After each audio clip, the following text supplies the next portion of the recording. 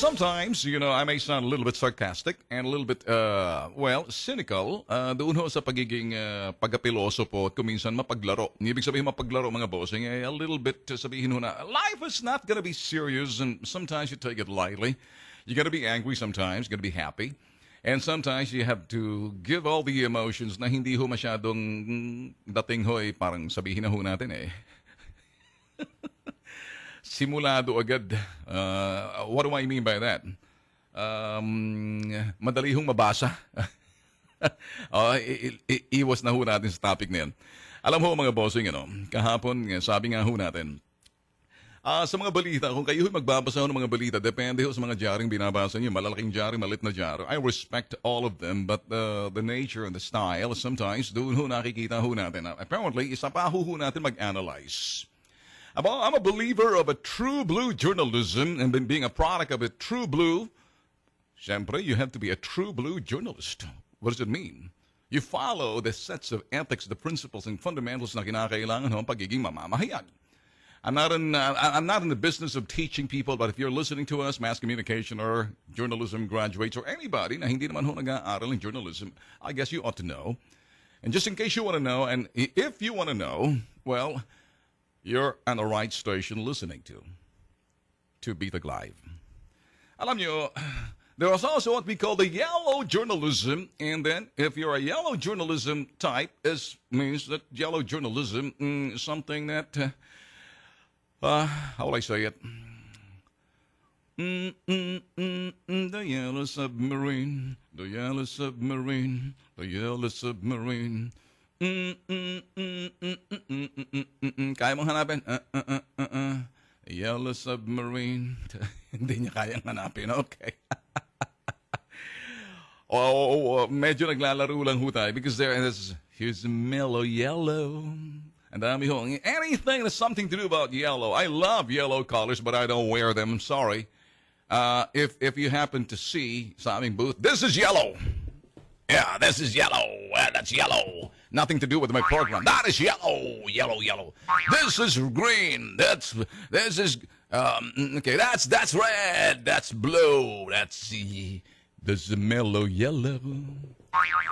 Kapag binagyan mo ng little title yung iyong piece of news story and then you put a meaning into it, you're doing interpretative journalism, and that has never been said. The person who wrote that piece of that piece of news wants to come up with some meaning na hindi naman sinabi. Tingnan niyo yung headline tingnan niyo sa itaas ng little heading doon sa Inquirer. What did I say? Yun daw ho, parang yung daw ho noon, parang ang dating, parang mensahe kay Digong. Kung titingnan nyo ho, huwag ho natin paglaruan kasi brutalidad ho yung ginawa ho ng Busayaf para pugutan ho ang ulo ng isang Canadian. And we don't want to make fun of that. By all means, kinukundi na ho natin yan. And we should not be making fun out of it.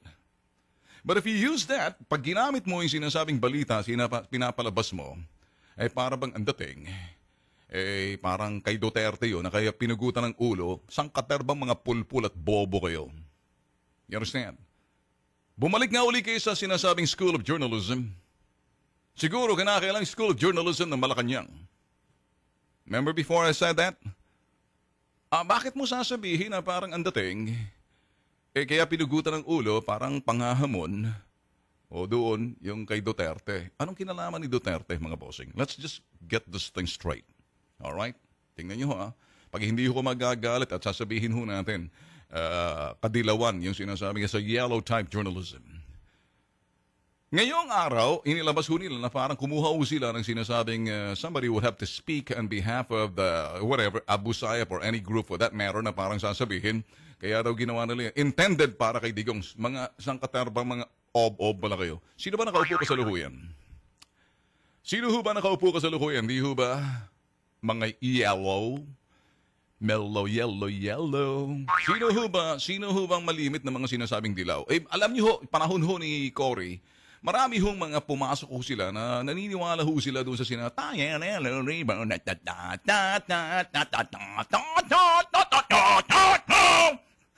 Come on! of those guys out there na naniwala nung araw, yung kasi binigyan ng meaning, naligyan ng tayo aliyaro, coming back home ni Ninoy nung araw. Yun ang ibig ho nila sabihin. Nung nakaupo na ho, yung sinasabi nating mga ibang gabinete ni Cory the time, marami ho sa kanila hindi naman sumusot ng yelo. Ayaw nilang maniwala roon eh. So anong simbolo ng yelo? Naintindihan niyo ho ba? Okay, so anong ibig sabihin ng sinasabi ho natin dito? There's such thing as yellow journalism. There's such thing as pseudo-journalism. And call it any way you want it. Iba naman yung pseudo-type journalism. Yellow journalism, it medyo, you're bordering to something that the true blue journalism, true blue journalist, ayun ang mga mainstream. Pag medyo ginamit mo ang pagiging yellow mo, extreme ka. Tulad ho kahapon ng balita, parang ang mensahe para ho kay Duterte. Ang pagpugot ng ulo, parang si Duterte ang dahilan kung bakit pinugutan ng ulo yung Canadian. Kundi ba kayo isang katerbang mga ob at eng-eng. Di ba? Sino bang nakaupo? Hindi ba dilaw? Unless otherwise, sinabi nung mahilig mag-Xbox doon sa palasyo, si pangalan ay si Digong, si Pinoy, si Digong kasi ang pinatatamaan nila. Pag sinabi, I would like to relinquish my presidency as of this very instant, so automatically, I'd like to Digong to assume the presidency ASAP. Kasi yung mga taong in-appoint ho ni Pinoy, yung pa rin ang mga nakaupo kasalukuyan hanggat hindi pa ho nakaupo si Digong. Hindi ho gagana yung kanyang gobyerno, kaya nagpaplano pa lang ho siya. Kaya ito naman mga dilaw na mga media, umupak na agad, hindi pa nga nakaupo. Sino ba nakaupo? And that's what you call the yellow brand journalism. So, ano hong ibig sabihin ng sinasabi ho natin dito? Do not put words into the mouth of someone na parang gusto niya mag-respond kasi nag-boycott sa inyo. Ayaw makipag-usap. Kaya parang para sumagot, hindi talaga sasagot kasi binoycott kayo eh. Hindi siya magsasalita. Although si Duterte mga bossing, bago pa man napugutan yung unang Canadian, humingi ho ng paumanhin doon ho sa Canadian government sa nangyaring pagpugot ng ulo nung panahon ho ng Abril. Hindi pa ho siya presidente, isang mayor pa lang ho, tumatakbong pagka-presidente, humingi na ho siya ng paumanhin sa Canadian. Humingi ba ng paumanhin si Pinoy? Sino ho ba nakaupo ngayon? Ang dapat humingi ng paumanhin si Pinoy ho kasi kasalukuyan yung mga tao niya, yung mga sabihin ho natin na sa militar, mga pulis. Kailan ba nadukot yung sinasabing Canadian ho? Hindi ba para termino ni Pinoy? Last year pa yan, hanggang kasalukuyan? Bakit nyo dinidikit kay Digong? Of course, mamanahin ni Digong yan. Ang tanong, anong gagawin ni Digong, ni Duterte, pag upo niya? Anong gagawin niya sa mga abusayap? A, pupulbusin. B, gigilingin. C, gagawin karne norte. D, igigisa.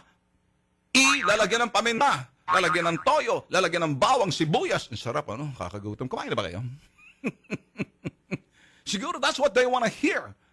Gusto silang sabihin sa kay Duterte, come on, say it. Kasi hamon sa iyo, kita mo? Iyan, sending signal na para sa iyo yan, Digong. Para bang, si Digong ba ang dahilan kung bakit pinugutan ng ulo yung Canadian? Ob. That's the way it is, the yellow journalism style.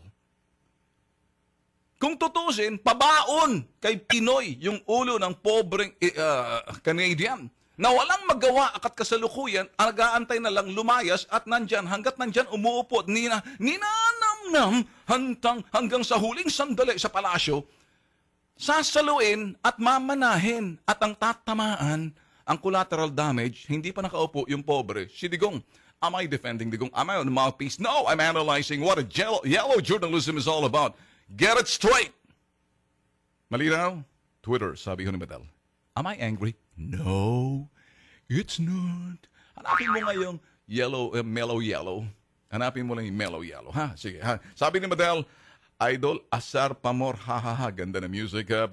Idol, mas maganda siguro yung yellow ribbon. Ayokong gamitin yan. Orlando? And pagbigti, Jan Eric does. I was singing the song here in my car, sir, band sound epic, sound effect, Today's black propaganda type of crap. Good advice, Urban. Okay, thank you. Tata Endraga, sabi ho nila dapat masampulan talaga sila para tumigil lalong na babaon tayo sa hirap dahil sa kalokohan nila sa pagbabalita. Rod Makapagal, ang kultong dilaw, yan ang self-proclaimed dissenting tao. Listen carefully, this is not a new media type production. You know, you are in the mainstream media talking and touching base, you know, converging with the new media and with the social media and the new media and being in the mainstream. I'm in the mainstream. Don't brand me as a social media type journalism because I'm not. Alright, kasi baka gantihan niyo ako sasabihin, social media style mo, Bentulfo. Really now, I'm a true blue journalist. I'm not a yellow journalist like you guys. Get it? Nakita mo na ba? Nahanap mo na? Ha? It's mellow yellow. Kita mo kung hanapin niyo sa internet yan para makita niyo pati yung video. Kaya mo? Hindi. Nahirap. O hindi mo... MJ, walang point na paghuhusga ng yellow media kay President Digong na di pa nakaupo ay inaatake ng mga putok sa buho. Si Jun Cacao, tama, sobrang tahimik ang outgoing administration na Busayaf crisis. Kaya nga, sabi yun, basura nila, dapat nililinis nila. Basura nila, itatambak sa bagong papasok. Siyempre, pag pupunta ka, dapat nililinis mo muna. Pag hindi mo na kaya, ibigay mo na, lumayas ka. Huwag yung nakaupo ka pa, puro kapatyaw-kyaw pagkatapos ito mga yellow bleeding hearts. Nagkakalat. You get it, mga bossing? RJ Echo, tama ka, idol. Dapat practice din sila paghahatid ng tamang balita. Ang maling impormasyon sanhin ng pagkawatak-watak ng mga Pilipino. Alam nyo, may kasabihan ng interpretative journalism. Hindi naman talaga ho sinabi, dinidikit-dikit mo yung mga sitwasyon pagkatapos i-weave mo yun para pakikita mo sa mga tao what you want to say without even saying it by weaving it. Pagre-reta-retaso at pagtatagpi-tagpi ng mga kaganapan at balita at pagkatapos isasama-sama mo sila, there you have it, you have the story. What do you call that? I mean, that's okay, but that should not be the news. You get it? Mabuti sana kung sports analyst ka. Mabuti sana kung what you're doing is what I'm doing. I'm an analytical media, or I'm still a true blue journalist, but I'm not a yellow. Okay? Ganun lang ho. Kasi baka, alam ko na ho, baka mamaya bobombahin ho. Remember, malaking dyaryo ho yan. Baka magalit pa sa akin utol ko eh. Andyan ho yung aming matandang utol dyan sa dyaryong yan. But you know what? Trabaho lang ho to eh. I'm expressing. A freedom of expression. That's it. Di pa baon lang. That's part of... okay. Nakakainis yan, Boss Ben. Sabi ko nila. 10:30. Kaya sinasa... gusto ko lang ho sabihin sa inyo, no? Sila lang naman ho yung sinasabing broadsheet na nagsasabi na parang ina-attribute ho nila na pagputol doon, dinidikit para kay Duterte. Pero nakalimutan ho nila na may pananagutan pa rin ho si Pinoy sa gobyerno, sabihin ho natin, sa mga mamayan ng Canada at yung sa gobyerno ng Canada dahil hindi niya na-solve. Bakit mo ilalagay kay Duterte yan? See? Yun hong sinasabi ho natin dito eh. Who's accountable? Who's in charge? Who's responsible? Who's accountable? Ito ho maganda rito sa Radyo 5. Ito mga co-pilot ko, magagaling ho to eh. Siguro magpapapizza ako rito sa mga to. Sa sobrang galing. Talagang madadamage ako rito sa... Kita mo, ang gagaling nila. Hindi ko pa nga, pinag-iisipan pa lang, pinapalakpakan ng ibig sabihin, i-go mo na, Boss Ben. Sige na nga. Okay. Thank you, mga bossing. Kayo dyan, you're such a good sport and a good... alam niyo ho kasi, it's always nice to be bonding with your colleagues. Saan man, sa anumang... kahit na sa anong environment, sa opisina, sa bahay, sa trabaho. Engaging with them, bonding with them, you know, reciprocating, complimenting, and then sabihin na ho natin, and swapping ideas, and sabihin na natin, pleasantries. Yun hong importante para gumanda hong samahan. Hindi ho ba? I approve ba kayo? Palakpak. Hindi. Dahil mabagal ko magpalakpak, mabagal din ang dating ng pizza. Pag mabilis ang iyong palakpak, mabilis din ang dating ng pizza. Mabagal. Sige. Tawagan mo yung pizza dyan na talagang pinakamabagal kasi hindi nakakasabay. Medyo na okay. Sifon Eridesa. Mga utak ano ba yan? Parang mga, okay, itaas po ang antas ninyo. Sabi ho, marami pa ho rito mga bossing, but then let's go back dito ho sa mga ginagawa ho natin ng mga, issues. We talk about issues dito mga bossing. Ito, nasa balita ho kasi, parang itong si Gerald De La Rosa, incoming Chief PNP. I think I'd like to help this guy. Siguro baka ma-misquote ho siya, baka mamaya maging balita ho to. So, being a friend nito ho si De La Rosa and us, the brothers, kung titingnan ho talaga natin, it is illegal to challenge someone in a gun duel. Alam niyo ho ba yan? May Republic Act ho dyan eh. But let me put it this way, mga boss. Itong si Gerald De La Rosa, I can understand. Naintindihan ko ang kanyang mga pahayag. Kasi ito mga putok sa buhong, mga sabihin na ho natin, wala hong ito mga putok sa buhong, mga drug lords man yan, mamamatay tao man yan, rapist man yan, criminal man yan, walang magawa. Sabihin na ho natin, the wicked of all the wickeds. Wala hong nire-respetong batas yan. So, ano hong ginawa ni De La Rosa, mga bossing? Alam nyo, pag sinabi hong, one of these days, papakita ko ho sa inyo ang sample ho ng quick draw or ang tawag ho niyan, snap shooting or shooting from the hips. Anong ibig sabihin ho yan? Let me talk a little bit about this. In the United States, tinuturo ho yung kung snap shooting. A snap shooting is shooting from the hips with just, yung sabihin natin, arm's length doon, and then you can pull your pistol from your holster at only 1/2 inch and then fire from there. Double tap, going up, double tap to triple tap, and then double in the breast, and then single on the head. That's a fatal shot. Triple tap, double, doon sa the target. That's kung sa target ho yan eh. So it's being practiced by Vallejo Police.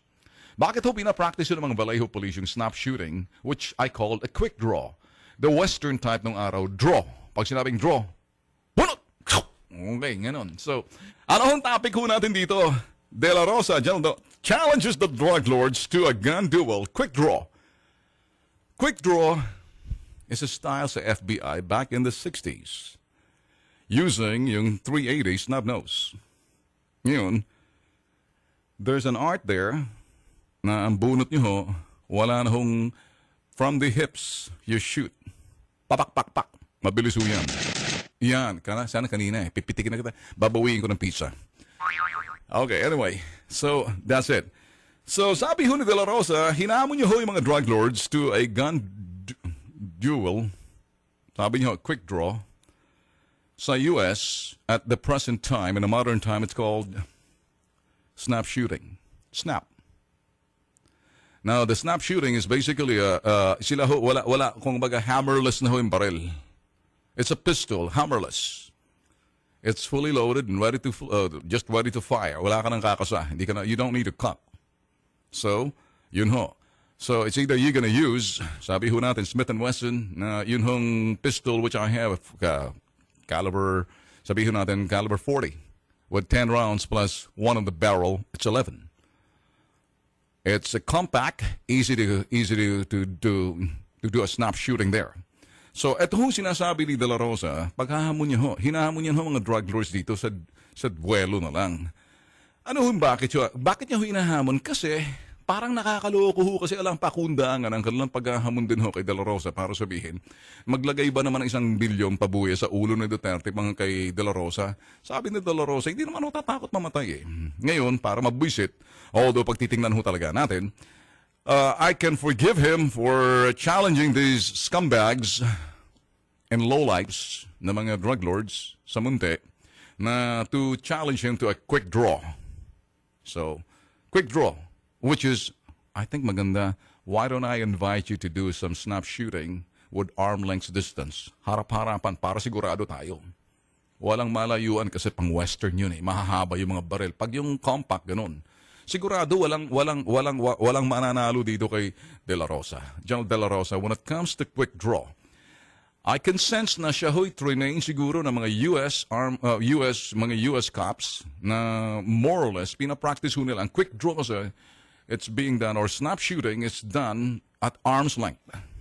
Mabilisan ho yan. Double, triple to the head. Mabilis yan.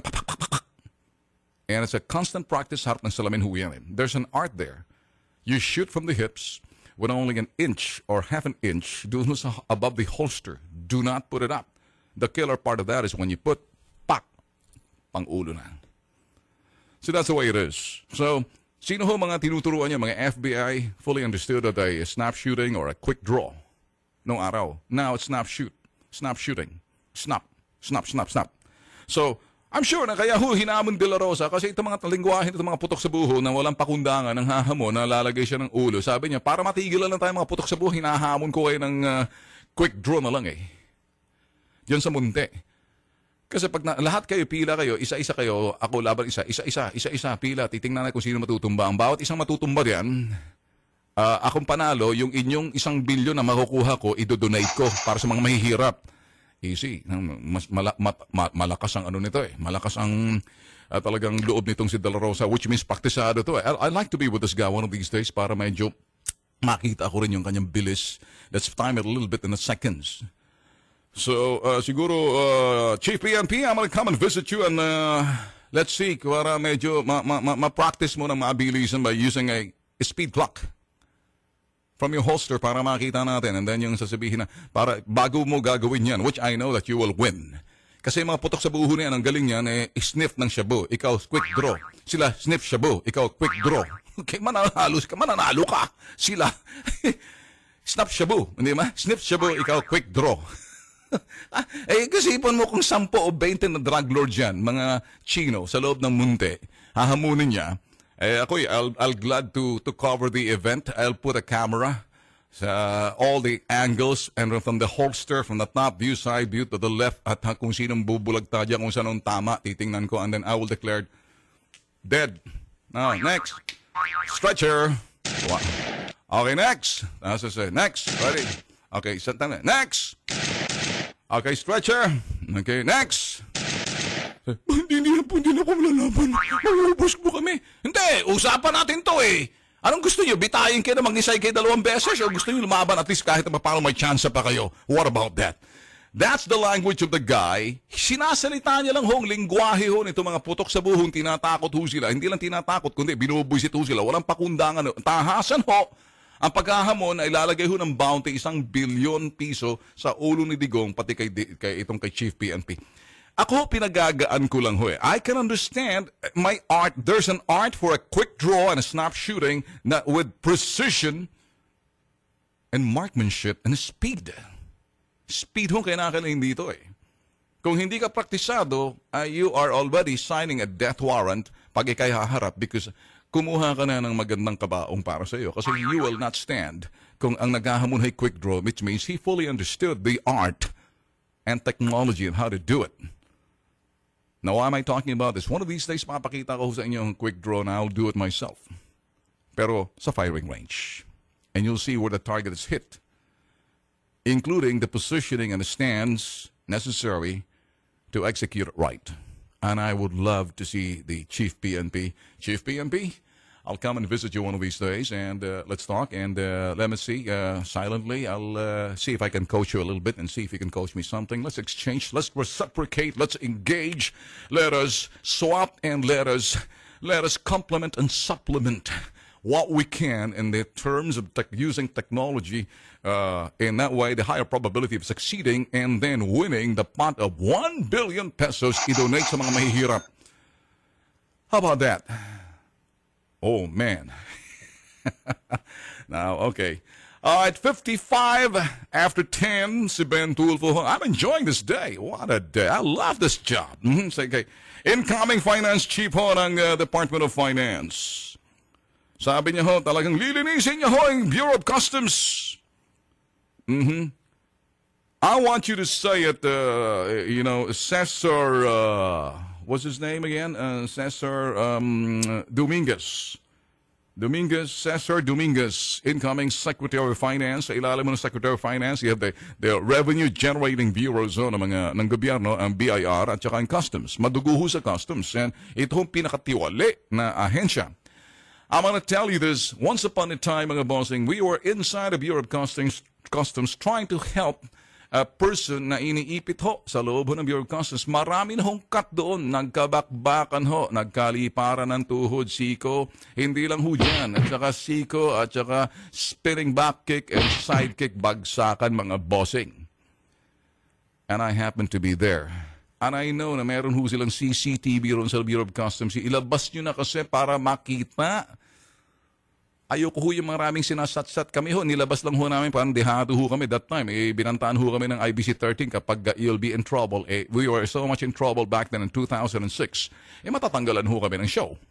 Kaya pinalabas ho namin. Kunyari, natulak kami palabas. Bago nangyari ho yun, may mga nagbagsakan, may tinamaan ng tuhod, may tinamaan ng siko, pak! May tinamaan, pum, pum, pum, pum, pum. Sarap ho eh. But that was in my younger days, but I still do the dummy approach. And anyway, so sa Bureau of Customs mga bossing, may mga astig dyan eh. Ewan natin kung may mga astig pa sila ba. Ewan natin kung buhay pa yung mga astig dyan eh. That time, marami, may bakbakan ho dyan. Nakita ho ng mga iba eh.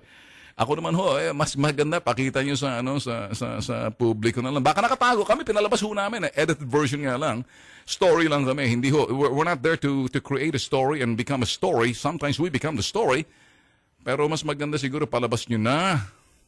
Kasi maraming mga balahura dyan sa customs, mga bossing, nakatikim. Ngayon, ang akin na dito lang. Ang mensahe ho nitong si incoming Cesar Dominguez, sabi niya ho, kinakailangan bang gawin namin sa inyo or magbago na kayo? No.